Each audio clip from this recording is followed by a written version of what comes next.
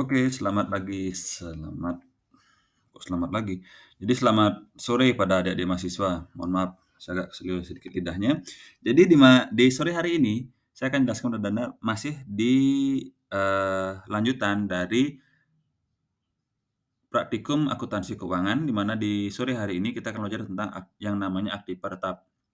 Mungkin presentasi ini sudah pernah kalian, terima di semester sebelumnya ya, karena saya sudah pernah membuatkan video tentang PowerPoint PowerPoint tentang Tripartap ini, tapi saya ingin kembali menjelaskan kepada kalian sebenarnya kalau kita belajar tentang aktiva tetap nih ya, di dalam sebuah perusahaan sebenarnya apa sih yang poin-poin yang akan kita pelajari atau poin-poin apa sih yang akan kita kerjakan ketika kita menghadapi aktiva tetap di sebuah perusahaan. Karena di kantor saya, itu ada orang khusus yang, mengerjakan tentang aktiva tetap ini. Jadi tugas orang khusus itu apa aja sih di kantor saya gitu ya. Jadi coba kita akan kulik atau kita coba akan bahas sekarang seperti itu. Oke, materi arti Bartab hari ini adalah bagaimana kita masih yang pertama mendepresiasi atau menyusurkan arti Bartab, itu yang pertama. Kemudian yang kedua bagaimana kalau arti Bartab itu dijual. Kemudian yang ketiga, saya akan, memberikan, Excel perhitungan tentang aktiva tetap kepada kalian, yang mungkin nanti kalian bisa gunakan ketika kalian kerja di sebuah kantoran, ataukah Anda bisa melihat, "Oh ternyata seperti ini loh contoh Excel perhitungan tentang aktiva tetap." Kemudian yang keempat, saya akan berikan kepada Anda bagaimana, cara kita memberikan, nomor dan menginventarisasi aktiva tetap yang ada. Jadi itu sebenarnya, itu poin-poin. Jadi kalau kita kerja di kantoran nggak melulu kita hanya menghitung tentang berapa sih penyusutannya, atau kalau ada aktiva dijual itu ataukah diberikan ke orang lain itu bagaimana sih cara untuk melakukan pencatatannya. Tapi yang lebih penting kalau kita di sebuah perusahaan adalah bagaimana kita memberikan nomor dan menginventarisasi aktiva tetap yang ada di dalam sebuah perusahaan. Itu yang paling penting sebenarnya. Jadi, kalau misalnya ada orang nanya ke kita, "Pak, Bu, saya pengen tahu aktiva tetap yang Anda beli di tanggal sekian, itu ada di mana ya sekarang barangnya?" Itu yang dipentingkan gitu loh.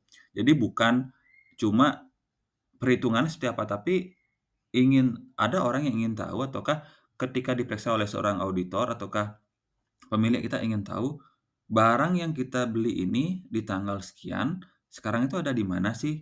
Kondisinya seperti apa sih gitu, kita pengen tahu itu. Apakah memang benar masih di kantor ataukah mungkin nanti dibawa pulang oleh pegawai yang bersangkutan gitu ya.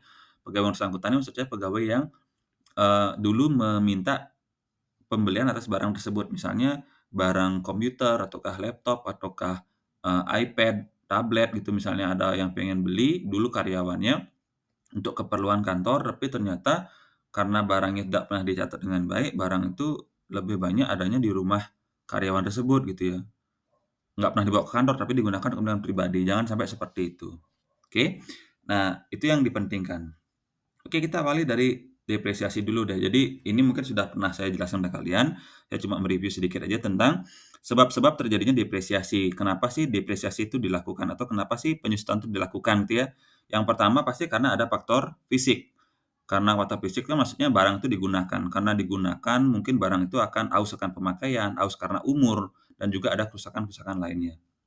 Itu yang pertama, penyebab dari depresiasi. Yang kedua adalah ketidakmampuan memenuhi kebutuhan produksi sehingga perlu diganti dan kemajuan teknologi, sehingga akibat tersebut tidak ekonomis lagi untuk dipakai. Jadi mungkin, eee, walaupun nggak aus secara pemakaian atau aus karena umur, tapi dan juga tidak rusak, tapi mungkin barang itu sudah nggak bisa dipakai lagi karena udah nggak berfungsi secara optimal. Misalnya nih kayak komputer, walaupun dia nggak rusak, walaupun dia nggak ada yang berkurang dari komputer itu, tapi mungkin dia sudah nggak bisa di-update lagi misalnya.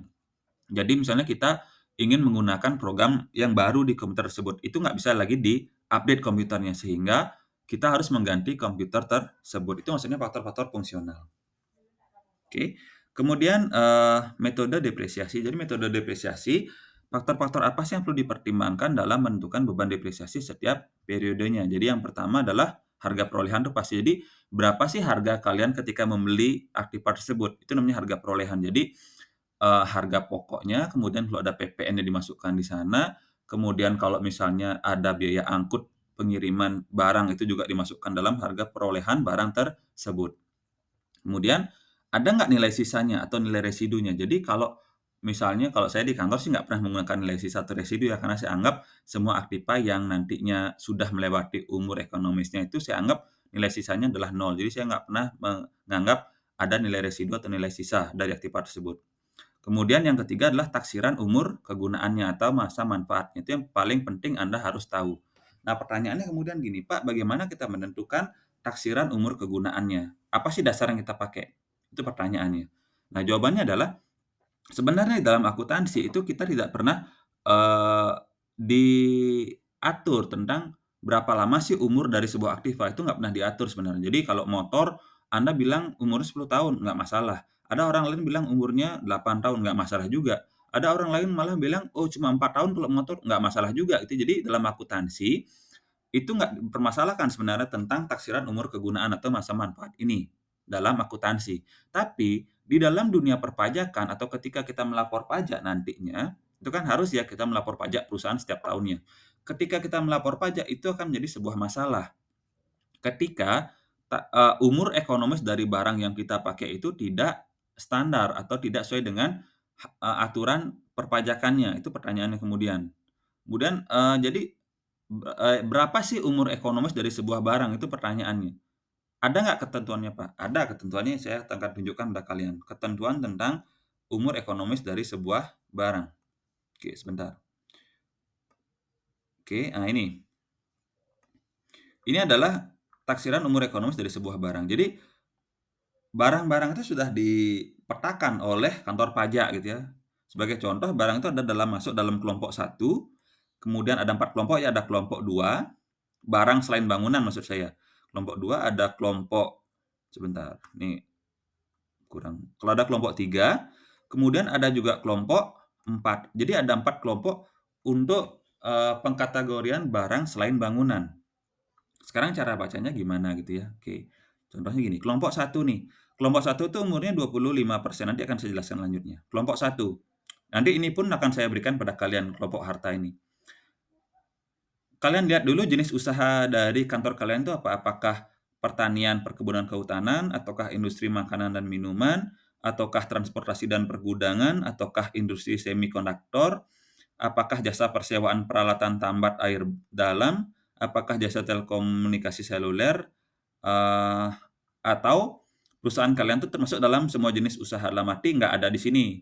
Kayak saya kan sekolah tuh nggak ada di sini, jadi saya gunakan yang nomor 1 ini. Tapi kalau kalian misalnya bekerja di pertanian, Anda gunakan poin nomor 2 ini. Nah, kemudian kita lihat nih harta-hartanya, sorry.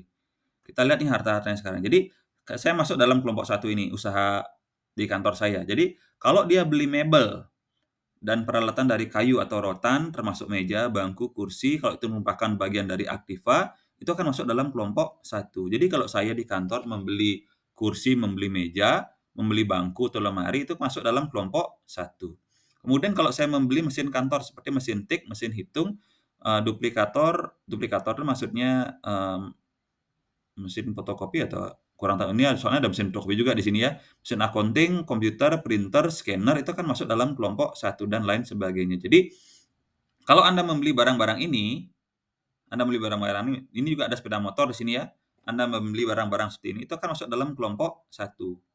Kelompok 1 itu disusutkan selama 4 tahun atau sebesar 25% per tahunnya disusutkannya, kelompok 1 ini.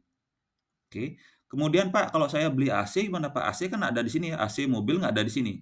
Ini kan nggak ada AC di sini. Ini mebel dari kayu, ini mesin kantor, kemudian ini perlengkapan lainnya, kemudian ini ada sepeda motor, nggak ada mobil dan AC di sini ya. Jadi kalau membeli mobil dan AC itu masuk dalam kelompok berapa Pak? Saya lihat kelompok yang kedua sekarang, semua jenis usaha. Nah, di sini, mebel dan peralatan dari logam termasuk meja, bangku, tadi kan dari kayu itu ya. Sedangkan kalau kelompok 2 adalah itu mebel dan peralatan itu dari logam. Itu kan masuk dalam kelompok 2. Oke, kan masuk dalam kelompok 2, termasuk dalamnya adalah ada AC, kipas angin dan sejenisnya. Jadi kalau kalian itu beli AC, itu akan masuk dalam kelompok 2 ini. kalau kalian beli AC. Kemudian kalau kalian beli mobil, bus, truk, speedboat dan sejenisnya itu akan masuk dalam kelompok 2 juga. Oke, jadi paham ya? Jadi kalau kalian di kantor tuh beli AC itu masuk dalam kelompok 2. Oke, itu dia. Nah, untuk yang kelompok 3 itu jarang jarang ada ya kalau kelompok 3 itu karena kalau kelompok 3 itu nggak termasuk dalam industri, atau perusahaan saya. Jadi kelompok 3 itu udah lebih mengkhusus lagi dia. Misalnya ada pertambangan, ada pemintalan benang, pendanunan, pencelupan, kemudian ada perkayuan, industri kimia itu jarang saya gunakan sih. Kelompok 3 dan 4 ini jarang saya gunakan karena usaha kantor saya itu nggak termasuk dalam kelompok 3 dan 4 ini, cuma 1 dan 2 aja. Jadi di kantor saya itu kelompok Aktiva tuh hanya ada kelompok 1 dan kelompok 2 untuk yang selain bangunan, gitu ya. Nah, kemudian seperti itu. Itu jadi kalau kalian bingung misalnya nanti, ini kira-kira masuk dalam kelompok berapa ya barang yang saya beli ini, Anda tinggal lihat aja di sini. Kalau itu termasuk mebel dan peralatan dari logam, ya udah itu masuk kelompok 2. Tapi kalau kalian misalnya beli AC, beli kipas angin, masuk ke kelompok 2 juga. Kalau kalian beli mobil, masuk kelompok 2 juga, gitu ya. Tapi kalau misalnya kalian beli meja kayu, beli komputer, beli printer, kemudian beli motor, itu masuk di mana? Masuk dalam kelompok 1. Kelompok 1 dan kelompok 2 itu bedanya adalah kalau kelompok 1 disusutkan selama 4 tahun, kalau kelompok 2 ini disusutkan selama 8 tahun. Oke, seperti itu. Oke, kita lanjut lagi ke materinya yang tadi. Metode depresiasi, nah ini metode garis lurus. Jadi kalau itu sedikit tadi tentang taksiran murah kegunaan ya, lanjut di sana. Kemudian untuk metode depresiasi yang saya akan jelaskan adalah hanya 2, itu garis lurus dan metode jumlah angka tahun atau saldo menurun gitu ya. Nah, kalau yang kenapa saya cuma jelaskan 2, ini tidak saya jelaskan, mungkin saya hapus di sini, tidak saya jelaskan, karena yang diakui oleh perpajakan nantinya hanya 2 metode ini saja, metode garis lurus dan metode jumlah angka tahun. Ini saja yang diakui oleh perpajakan, sedangkan metode lainnya tidak diakui oleh perpajakan. Pertanyaannya kemudian gini, "Pak, kenapa Pak harus yang diakui oleh perpajakan Pak?" Gitu ya. Karena ujung-ujungnya nanti kalau kita bikin laporan keuangan itu adalah untuk melapor kepada pajak. Jadi rugi dong kalau kita misalnya bikin laporan, tapi laporan kita nggak diakui oleh perpajakan, harus kita sesuaikan lagi metodenya. Kan rugi dong, sama kayak kalian misalnya nih, kalian, pengen beli baju A misalnya gitu, sedangkan di kantor pengen beli baju kerja misalnya.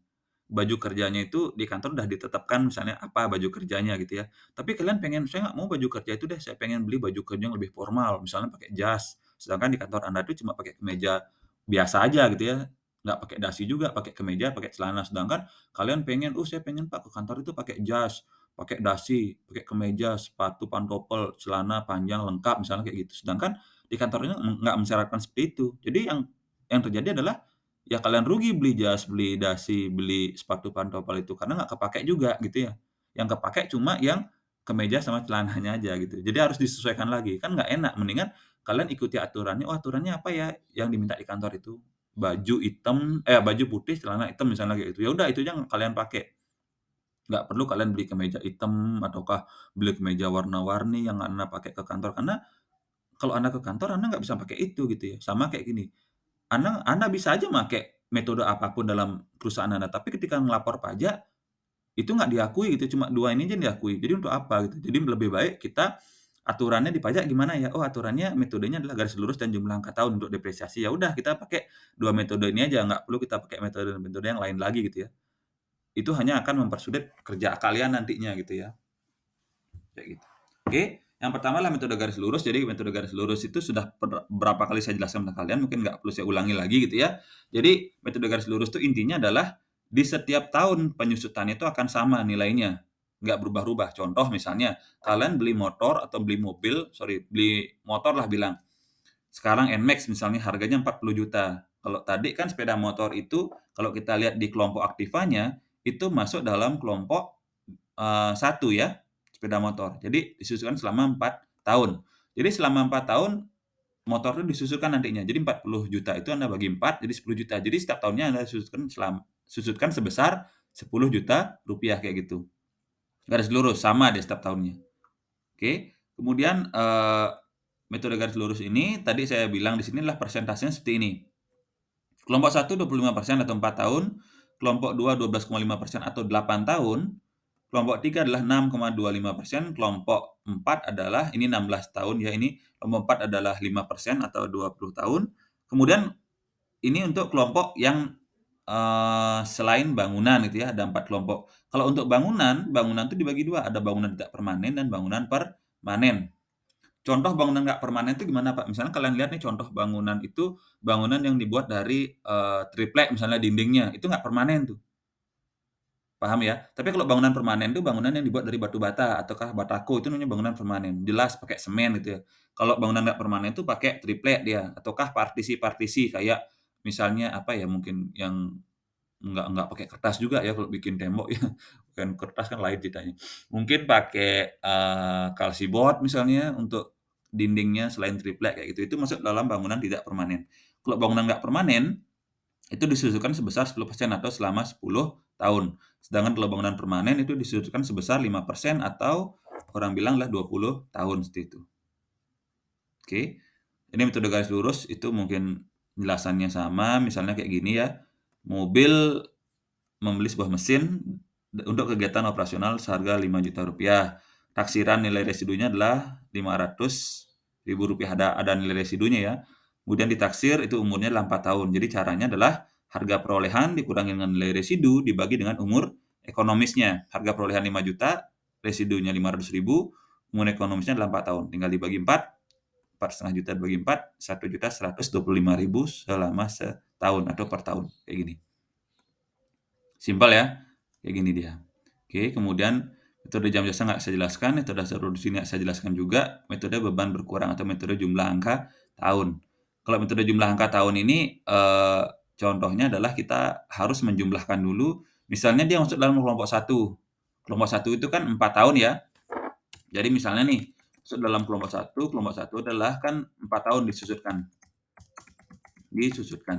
Jadi dijumlahkan aja angka tahunnya ini. Jadi 1 tahun ditambah 2 tahun, ditambah 3 tahun, ditambah 4 tahun.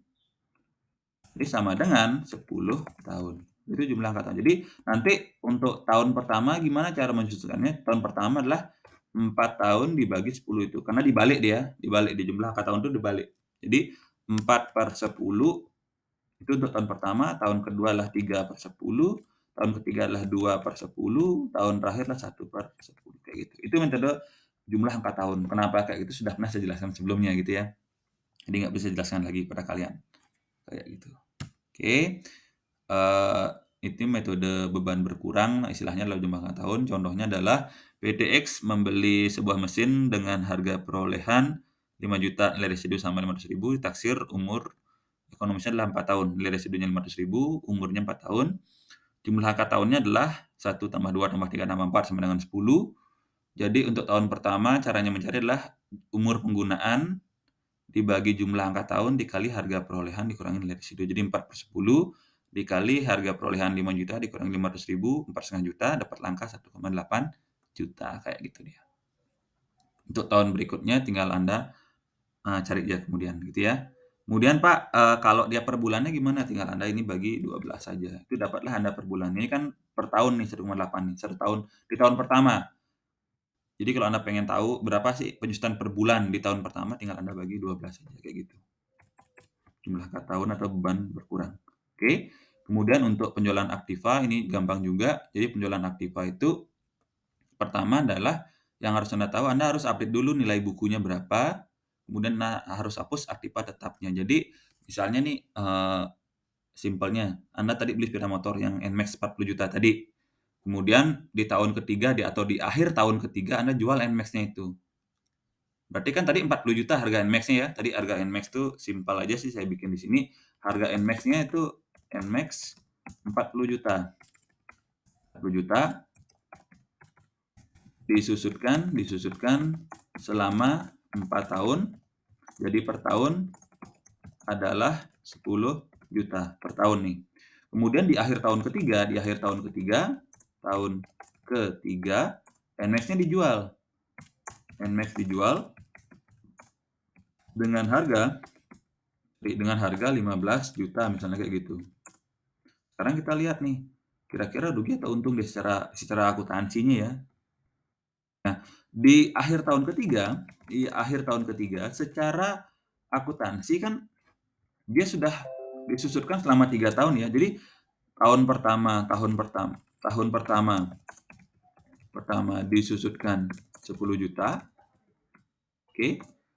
Tahun kedua disusutkan 10 juta lagi, tahun ketiga disusutkan 10 juta lagi. Jadi selama 3 tahun itu sudah disusutkan selama atau sebesar 30 juta. Jadi di akhir tahun ketiga kan nilai buku kan tinggal 10 juta aja, ya, nilai bukunya. Kemudian NMAX-nya dijual dengan harga 15 juta. Jadi secara akuntansi kan dia cuma punya nilai buku 10 juta, tapi dijual 15 juta. Jadi kan untung dia. Jadi untung sebesar 5 juta rupiah. Itu untungnya dia secara akuntansinya. Paham ya? Jadi itu yang pertama harus tahu dulu adalah berapa sih nilai buku aktif yang dijual itu. Jadi kalau dijual di akhir tahun ketiga, NMAX-nya dihitung dulu, udah disusutkan berapa sih NMAX-nya sampai dengan tahun ketiga itu. Kemudian harga jualnya berapa, kalau harga jualnya lebih tinggi dibandingkan nilai bukunya maka dia untung. Tapi sebaliknya kalau nilai jualnya lebih kecil dibandingkan dengan nilai bukunya maka dia rugi, sesimpel itu aja. Oke. Jadi contohnya di sini adalah PT Royal Bali Cemerlang menjual salah satu mesin produksinya seharga 15 juta. Seharga ini harga jual mesinnya. Satu mesin produksinya seharga 15 juta. Dahulunya mesin itu dibeli tanggal 1 Januari 2005 dengan harga perolehan sebesar 25 juta menggunakan metode penyusutan garis lurus dengan umur ekonomis selama 8 tahun. Umur ekonomis dari mesin tersebut gitu ya. Nah, kemudian pertanyaannya apakah penjualan itu mendatangkan kerugian atau keuntungan gitu ya. Ini 18 April menjualnya. Sedangkan belinya adalah tanggal 1 Januari 2005. Kita lihat aja nih penyusutannya. Jadi selama hitung dulu penyusutan dari caranya adalah kalian hitung dulu penyusutan dari tanggal 1 Januari sampai dengan tanggal 18 April 2008. Di mana penyusutannya bagi 2 tahap, yaitu tahap pertama adalah dari tahun ini dulu 1 Januari 2005 sampai dengan 31 Desember 2007. Jadi 5, 6, 7, 3 tahun itu ya. Jadi ini dibagi 8 dulu. Harga awalnya, harga perolehan dibagi dengan umur ekonomisnya. Jadi kita tahu berapa sih penyusutan per tahunnya. Ternyata penyusutan per tahunnya adalah 3.125.000 penyusutan per tahunnya. Kemudian dikalikan dengan 3, karena kan 3 tahun nih dari tahun 2005, 2006, 2007. Ke sini dulu dia. Ini kali 3 tahun dapat angka 9375. Kemudian kita cari penyusutan dari tanggal 1 Januari 2008 sampai dengan tanggal 18 April 2008. Kita cari dulu penyusutan per bulannya. Ini kan setahun. Kemudian dibagi 12, dapatlah Anda per bulan sebesar 260.500. Ini per bulan. 260.500 per bulannya. Kemudian ini dikalikan dengan 4 karena kita anggap ini sudah 4 bulan. Januari, Februari, April, Mei. Januari, Februari, Maret, April. 4 bulan dia. Oke. 4 bulan dikalikan dengan ini dapat angka 1.042.000. Jadi total penyusutannya adalah penyusutan 3 tahun ditambah dengan penyusutan 4 bulan. Dapat angka 10.417.000. Ini nilai penyusutannya. Oke. Nah, sekarang kita lihat berapa nilai bukunya. Caranya adalah harga perolehan dikurangi dengan akumulasi penyusutan. Akumulasi penyusutan tadi kan 10.417.000. Jadi 25.000 dikurangi ini. 10 juta ini dapat angka 14.583. Jadi ternyata dia jual dengan harga tadi kan 15 juta. Padahal nilai bukunya cuma 14 juta aja. Jadi dia ada keuntungan. 15 juta dikurangi 14.583 jadi 417.000. Inilah keuntungannya dia. Seperti itu. Oke. Untuk jurnalnya, jadi jurnalnya adalah kalau dia penjualan aktiva pasti pertama kita dapat kas karena kan menjual kita ya. Dapat kas, kemudian kalau karena kita menjual aktiva berarti aktiva kita kan berkurang. Jadi aktiva berkurang di sisi kredit, kasnya bertambah di sisi kredit. Oke. Kemudian ada akumulasi penyusutan juga. Akumulasi penyusutan seharusnya sisi kredit ya bertambah, tapi karena aktivanya dijual ya udah akumulasi penyusutan dan aktiva tetapnya juga harus hilang. Aktiva tetap hilang, akumulasi penyusutan juga hilang gitu ya. Jadi sama-sama dibalik dia. Jadi aktiva tetapnya sebesar 25 juta itu hilang, akumulasi penyusutan sebesar 10.417.000 juga hilang. Ada masuk kas sebesar 15 juta, kemudian selisihnya dari ketiga jurnal itu adalah keuntungan sebesar Rp417.000 kayak gitu ya. Oke, jadi sampai sini dulu, penjelasannya untuk depresiasi, kemudian saya akan jelaskan tentang sebenarnya udah thank you ya untuk di presentasinya, tapi saya akan jelaskan pada kalian tentang bagaimana cara kita untuk menamai sebuah aktiva gitu ya. Oke, saya bikin di sini di notepad. Ini dia notepad-nya. Sebenarnya, saya di kantor itu bekerja dengan cara seperti ini. Caranya adalah, di bagian akuntansi, itu kita ditugaskan untuk salah satu bagian akuntansi adalah ditugaskan untuk melakukan pembelian barang lewat, bagian purchasing. Oke, jadi kita beli barang lewat bagian purchasing, kemudian, bagian purchasing itu membeli barang, misalnya contohnya ingin membeli aktiva gitu ya, ada request atau permintaan pembelian aktiva tetap, ada request pembelian aktiva tetap misalnya seperti itu. Kemudian aktiva tetap itu dibeli tanggal berapa. Jadi ketika kita membeli aktiva tetap, itu pastikan kita terima barangnya kapan, kemudian ketika kita menerima barang, ketika, bagian receiving atau bagian penerimaan itu menerima barang, pastikan ada, atau pastikan Anda memberikan nomor kepada aktiva tersebut. Jadi dikasih nomor ya aktiva itu. Jadi nomornya adalah kalau di, perusahaan yang saya tahu, nomornya adalah pertama adalah tahun pembelian, kemudian strip, jenis aktivanya. Jadi jenis aktiva itu misalnya adalah, FA1 atau FA2. Jadi FA1 adalah fixed asset kelompok 1, FA2 adalah fixed asset kelompok 2 kayak gitu ya. Itu yang saya lakukan, jenis aktivanya, kemudian nomor urutnya. Jadi kan udah ada nomor urutnya. Jadi kalau kalian baru beli pertama kali, nomor urutnya adalah misalnya 0001 misalnya kayak gitu, nomor urutnya. Kemudian, nomor urutnya apalagi ya, ya itu aja. Jadi tahun pembelian, jenis aktiva, sama nomor urutnya. Itu yang saya lakukan. Jadi contohnya adalah, misalnya ada pembelian sepeda motor. Misalnya pembelian sepeda motor di tahun 2021 senilai, misalnya tanggal 1 Desember 2021 senilai misalnya 4 NMAX 40 juta misalnya kayak gini. Oke, kemudian cara untuk penomorannya adalah contoh penomorannya 2021, kemudian FA1, ini kan FA1 ya kalau sepeda motor tadi FA1, kemudian nomor urutnya dia, nomor urutnya itu disesuaikan dengan yang ada di perusahaan Anda. Misalnya nomor urut sepeda motor ini adalah nomor urut aktivanya, jenis satunya ya gitu ya. Jadi kalau FA1 itu kan ada jenisnya ada nomor urutnya dari 001 sampai dengan 00 berapa misalnya kayak gitu. Misalnya sepeda motor ini nomornya adalah nomor 100, misalnya udah FA1 strip 100 kayak gitu. Ini adalah nomor aktivanya. Jadi nanti nomor ini akan saya cetak di sebuah kertas stiker, misalnya kertas stiker apapun itu ya, kemudian saya tempelkan di motor itu. Misalnya saya tempelkan adalah di bawah joknya, misalnya saya tempelkan. Kemudian nomor ini saya foto beserta dengan motor yang saya foto, kemudian saya simpan itu di, sebuah folder. Jadi ketika saya pengen lihat, kalau di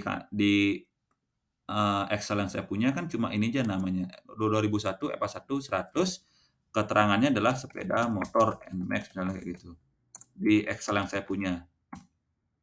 Jadi kalau saya pengen lihat, sebenarnya sepeda motor NMAX ini yang mana sih, fotonya ataukah yang mana sih tampilannya gitu ya, tinggal saya buka aja folder foto tadi. Jadi saya buka folder fotonya, di sana sudah ada, foto fisik motornya, kemudian, saya juga tampilkan di Excel yang saya punya itu tampilkan lokasinya di mana gitu ya. Itu saya tampilkan juga di Excel yang saya punya. Jadi gampang nanti nyarinya.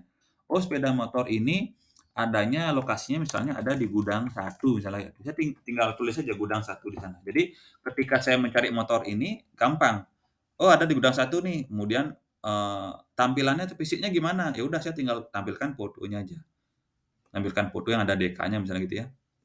Tampilkan aja di sini. Jadi gampang untuk mencari di mana Aktiva itu. Nah, untuk semua Aktiva itu sebenarnya harus kayak gitu prosedurnya. Jadi Anda beli barangnya, Anda berikan nomor, kemudian Anda foto barang itu, Anda simpan di folder, kemudian Anda, harus tahu juga di mana Anda meletakkan barang tersebut itu lokasinya ada di mana, kayak gitu.